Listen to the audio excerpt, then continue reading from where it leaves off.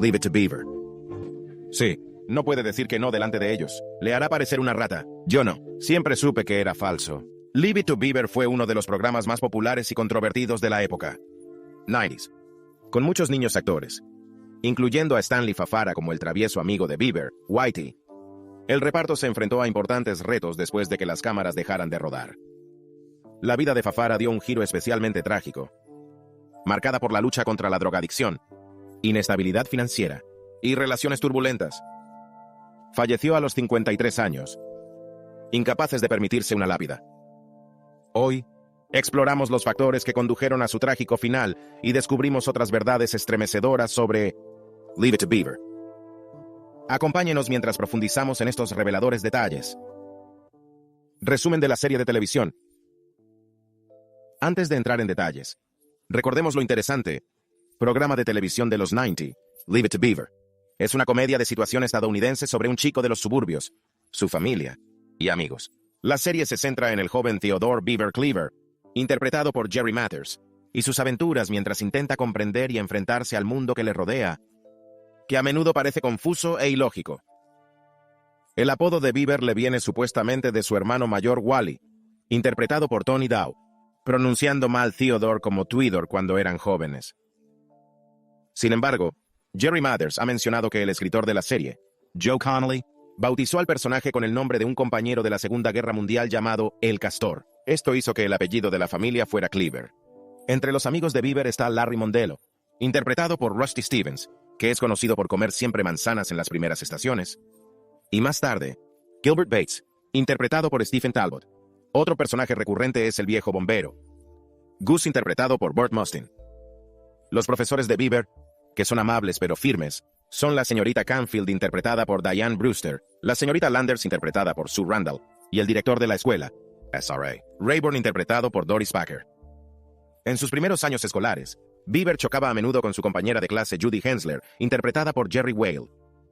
En la primera temporada, Wally, el hermano de Beaver, está en octavo curso y tiene 13 años, mientras que Beaver tiene 7 años y está en segundo curso, mostrando un 6 años de diferencia de edad. En realidad, los actores solo se llevaban 3 años de diferencia. Al final de la serie, la diferencia de edad entre los personajes se reduce a 4 años, con Wally graduándose en el instituto y Beaver terminando la secundaria. Wally es muy querido tanto por sus compañeros como por los adultos, y se mete en problemas con menos frecuencia que otros personajes. Destaca en los deportes, y tiene pocos problemas para atraer novias, incluida Mary Ellen Rogers, interpretada por Pamela Baird, y Julie Foster, interpretada por Cheryl Holdridge. Entre los amigos de Wally se encuentra el torpe Clarence Lumpy Rutherford, interpretado por Frank Bank, y el escurridizo Eddie Haskell, interpretado por Ken Osmond, que es educado con los adultos pero se burla de ellos a sus espaldas. Producción.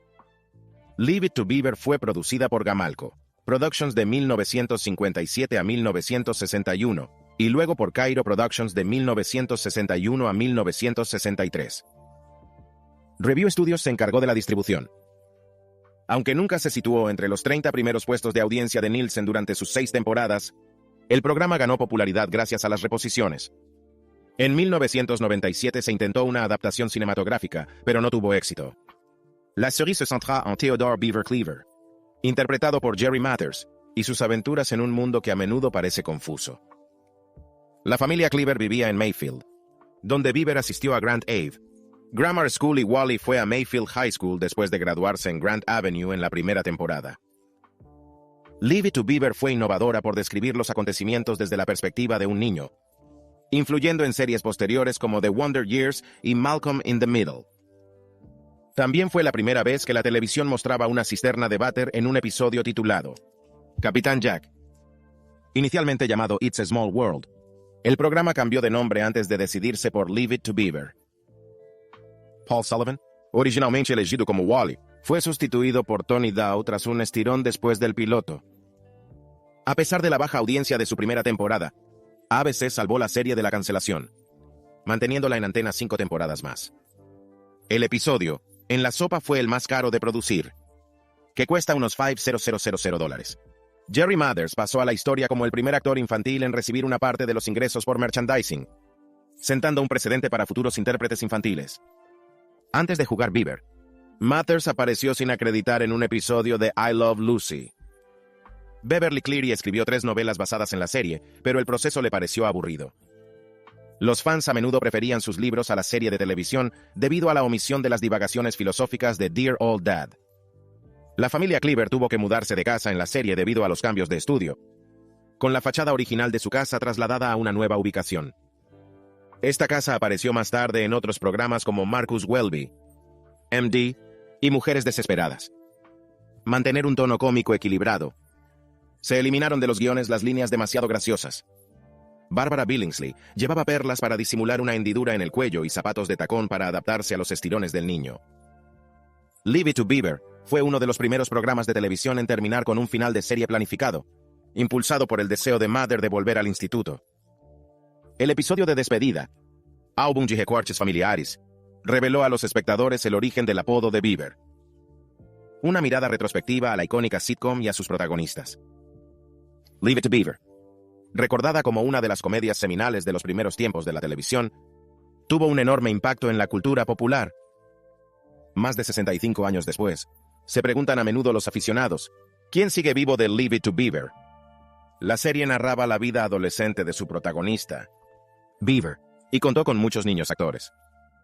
Esta perspectiva infantil dio lugar a algunos de los episodios más memorables, con una reconfortante mezcla de temas relacionados con la mayoría de edad y el adorable schmaltz de Americana de los años 50.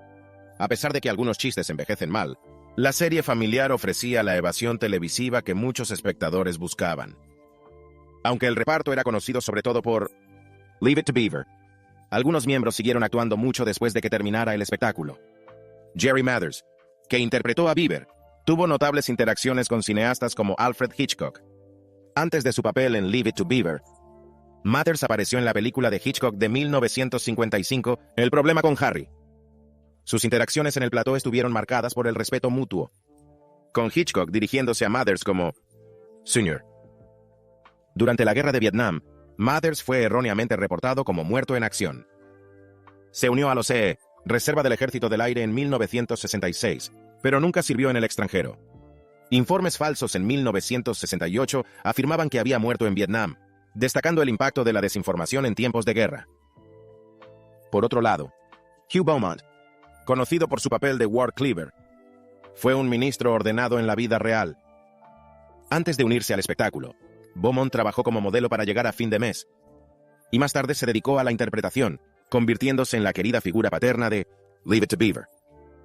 Contrariamente a los rumores, Eddie Haskell, interpretado por Ken Osmond, no creció para ser Alice Cooper. Esta idea errónea surgió cuando Cooper mencionó en una entrevista las similitudes entre él y Eddie Haskell, lo que llevó a la falsa especulación de que interpretaba a Haskell en la serie. Frank Bank, que interpretó a Lumpy Rutherford, encontró el éxito financiero fuera de la actuación. A pesar de interpretar a un personaje con menos inclinación académica en la serie, el banco prosperó financieramente tras Leave It to Beaver, ganando más de $300,000 anuales como comerciante y ejerciendo al mismo tiempo la abogacía. Larry Mondello, interpretado por Robert Rusty Stevens, fue despedido del programa debido a la interferencia de los padres. La autoritaria madre de Stevens chocaba a menudo con el director, lo que provocó su despido del reparto. Joe Connolly, uno de los creadores del programa, se inspiró en sus experiencias como padre. Las interacciones reales de Connelly con sus hijos, Ricky y Jay, inspiró muchos de los argumentos y personajes de la serie, reflejando los matices de la vida familiar. Leave It to Beaver también contó con las primeras apariciones de futuras estrellas como Harry Shearer, conocido por sus papeles en Los Simpson.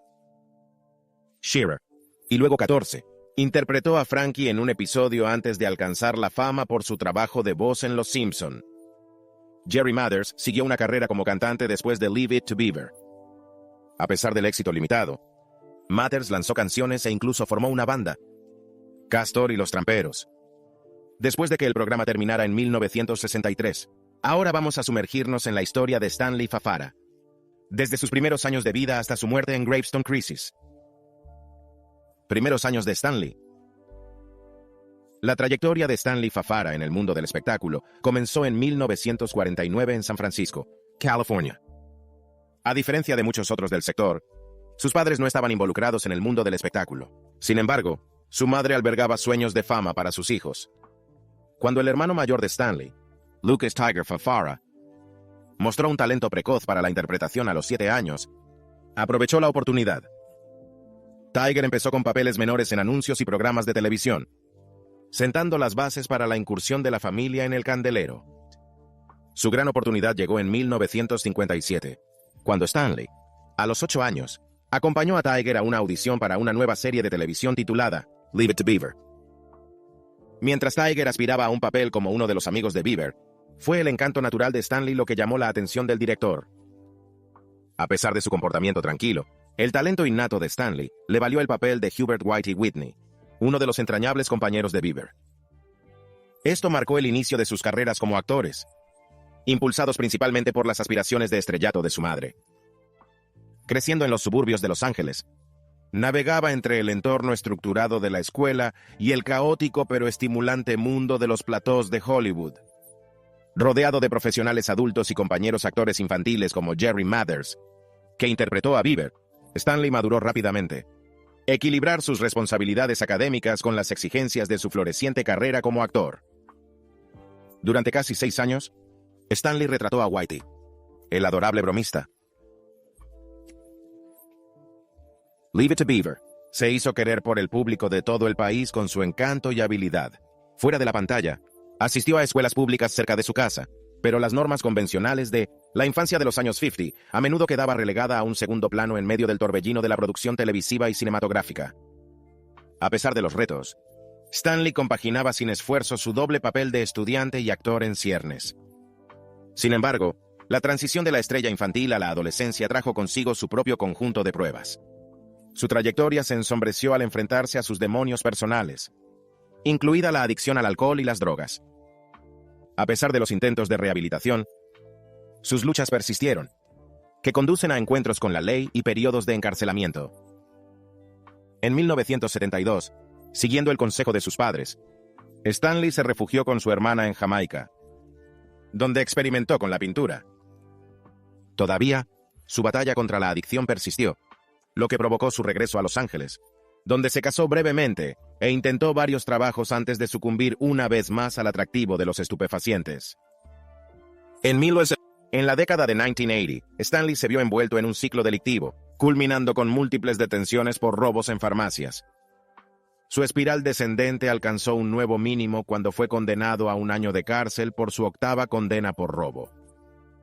A pesar de su liberación y sus posteriores esfuerzos por rehacer su vida, Stanley se vio arrastrado de nuevo al peligroso mundo del tráfico de drogas. No fue hasta 1995 cuando Stanley experimentó un punto de inflexión. Tras años de tumultos, finalmente logró la sobriedad, marcando un nuevo capítulo en su tumultuosa trayectoria. Whitey Whitney, Stanley conocido como Whitey, en el programa de televisión Leave It to Beaver, entretuvo al público de todo Estados Unidos durante casi 6 años, de 1957 a 1963. Interpretó al personaje Hubert Whitey Whitney, una figura importante en la comedia familiar junto a Jerry Mathers, que interpretó a Theodore Beaver Cleaver. La serie estaba ambientada en los suburbios de Brentwood y ofrecía una divertida visión de la vida familiar de la clase media en la época. Años 50 desde la curiosa perspectiva de Beaver y sus amigos del barrio. El retrato de Stanley de Whitey, con su pelo rubio, actitud alegre y el amor por las bromas inofensivas, le convirtió en un miembro apreciado del grupo. Los episodios se centraban a menudo en las aventuras y desventuras de Beaver y Whitey, como unirse al equipo de fútbol de la escuela, intentando hacer comedia, o ahorrar dinero para comprar un barco de juguete. La costumbre de Whitey de involucrar a Beaver en planes disparatados añadía humor y emoción a la serie, para disgusto de familiares como Ward Cleaver, el estricto pero comprensivo padre de Beaver, e incluso a los profesores. No obstante, cada vez que Beaver se encontraba en apuros, siempre podía contar con el apoyo de buen corazón de Whitey. A lo largo de la serie, Stanley ofreció una actuación cómica sutil pero memorable, ganándose Whitey un lugar especial como uno de los personajes de TV favoritos de América. Junto a las principales historias familiares, los productores presentaron a un variado elenco de amigos y vecinos, incluido el hermano mayor de Stanley en la vida real, Tigre Fafara, que interpretó el papel de la tímida Tui Brown de gafas, un amigo del hermano mayor de Beaver, Wally. Durante unos 3 años, los hermanos Fafara actuaron juntos, dando vida a 2 chicos icónicos en la nostálgica universo de los años 50 centrado en el viaje de Beaver hacia la edad adulta. La experiencia fue agradable para los dos hermanos habituales, que se encontraron inesperadamente con papeles de actores a una edad temprana. Leave It to Beaver concluyó su exitoso ciclo de 6 años en 1963, tras emitir 234 episodios. La serie dejó un impacto duradero en la cultura pop estadounidense, lanzando a Jerry Mathers y Stanley Fafara al estrellato nacional como símbolos de la inocencia, calidez y el humor durante la posguerra en los suburbios estadounidenses. A pesar del cambio hacia tiempos más turbulentos, la familia Cleaver y Whitey siguieron siendo símbolos perdurables de la simplicidad, tiempos más felices en la cultura popular. La historia de la transición. Después de que cayera el telón de Leave It to Beaver en 1963, los jóvenes protagonistas del programa, Jerry Mathers y Stanley Fafara, se enfrentó a una transición desalentadora. Con solo 14 años, habían dedicado la mayor parte de su infancia a interpretar a los icónicos personajes de Beaver y Whitey, respectivamente. Sus identidades se habían vuelto inseparables de estos papeles, que los catapultó a la fama. Al llegar la adolescencia, ambos chicos se enfrentaron al abrupto cese del entorno estructurado y a la atención que acompañaba a la vida en el plató de una serie de televisión de éxito. Stanley, a la conclusión del programa, se encontró matriculado en el Instituto North Hollywood. Sin embargo, el cambio a un entorno educativo convencional resultó ser un reto formidable tras años regidos por los protocolos de la producción televisiva. La nostalgia de los días felices de Leave It to Beaver y el atractivo del estatus de celebridad pesaban mucho sobre sus jóvenes hombros. El panorama posterior al espectáculo ofrecía escasas oportunidades de actuación para el ahora Stanley, de 14 años, y se sintió abandonado por una industria que antes le había acogido. En ausencia de una orientación parental sustancial para navegar por las complejidades de la vida más allá del estrellato, Stanley se encontró a la deriva en las tumultuosas aguas de la adolescencia. Su añoranza del pasado, junto con la escasez de perspectivas viables, le llevó por un camino peligroso. En un intento de llenar el vacío que le dejó el final de su carrera como actor, se refugió en el alcohol y las drogas. Un breve paso por la popular banda Paul Revere and the Raiders le sirvió de consuelo temporal, pero sin ofrecer una alternativa sostenible. Sin sistemas de apoyo adecuados para ayudar a las antiguas estrellas infantiles como Stanley en su transición a la edad adulta, se encontró mal preparado para enfrentarse a la dura realidad de la vida fuera de la burbuja del entretenimiento. La naturaleza efímera del mundo del espectáculo dejó atrás rápidamente a las estrellas infantiles como Stanley, dejándole desilusionado y luchando por encontrar su equilibrio. Los retos de adaptarse a la vida más allá del escenario son similares a los que experimentó su coprotagonista, Jerry Mathers. Ambos jóvenes carecían de las habilidades necesarias para desenvolverse en la vida adulta fuera del mundo del espectáculo. Durante esta época, la escasez de asesoramiento y apoyo especializados para ex niños famosos agravó las dificultades de Stanley. A pesar de intentos esporádicos de seguir carreras alternativas, como la pintura, su adicción siguió ensombreciendo su vida. El prometedor niño prodigio, que antes mantenía a su familia con ingresos fijos, se encontró ahora luchando contra la falta de rumbo y la adicción a la tierna edad de 20 años. Su relato, tristemente, de muchas estrellas infantiles del siglo XX. Años 60, cuyo meteórico ascenso a la fama fue seguido a menudo de una precipitada caída en desgracia. Luchas personales. La vida de Stanley dio un giro radical a los 22 años, cuando regresó a Los Ángeles. Allí contrajo un breve matrimonio con Rosemary Oswald, dando lugar al nacimiento de su hijo. Sin embargo, el matrimonio pronto terminó en divorcio, hundiendo a Stanley en otra espiral descendente. Luchando por llegar a fin de mes, se dedicó a vender drogas, una empresa que se convirtió en su principal fuente de ingresos. A principios de en los años 80, su dependencia le llevó a recurrir al robo, específicamente a las farmacias para mantener su hábito. A pesar de los esfuerzos de sus padres por apoyarle, sus actividades delictivas le alcanzaron. Tras su séptimo robo, se encontró entre rejas, solo para ser rescatado por sus padres. Sin embargo, sus roces con la ley no acabaron ahí. En su octavo intento, fue detenido y posteriormente condenado a 1 año de cárcel, marcando un importante punto de inflexión en su vida. Tras su liberación, Stanley buscó un nuevo comienzo en Portland, Oregón, acompañado de una novia. A pesar de sus serios intentos de reconstruir su vida, el empleo estable resultó difícil de conseguir. Desempeñó varios trabajos, incluyendo servir mesas, tacos y trabajos de limpieza, pero luchó por encontrar la estabilidad. Ante los crecientes desafíos, acabó volviendo a sus viejos hábitos, volviendo a trapichear para llegar a fin de mes. A lo largo de su tumultuoso viaje, las batallas de Stanley contra la adicción fueron implacables y cada vez más debilitantes, lo que llevó a múltiples estancias en centros de rehabilitación a lo largo de los años. A pesar de periodos intermitentes de sobriedad, las garras de la adicción resultaron difíciles de sacudir por completo. En medio de sus luchas, encontró una inesperada fuente de apoyo en Tom Hallman Jr., reportero de The Portland Oregonian, galardonado con el premio Pulitzer. Hallman mantuvo una conexión con Stanley. Finalmente lo perfiló en un artículo, describiendo a Stanley como bajo y fornido, con el pelo canoso y la cara curtida. Hallman arrojó luz sobre el camino de Stanley hacia la recuperación. Sorprendentemente, Stanley consiguió dar un giro a su vida. Animado por su nueva sobriedad, reavivó la relación con su hija tras 2 décadas de separación. Empoderado por su propio viaje, trató de ayudar a otros que se enfrentaban a la misma aflicción, aprovechando sus experiencias para ofrecer apoyo y orientación.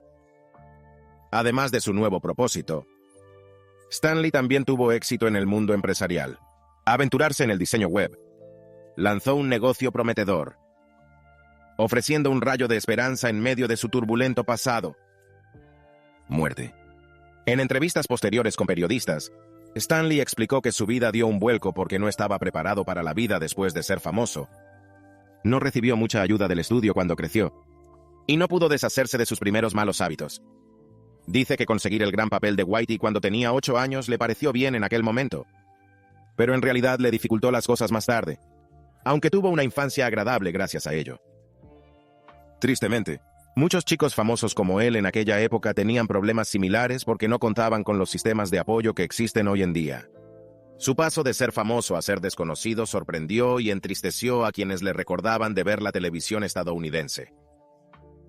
En 1995, Stanley decidió enfrentarse a su problema con las drogas.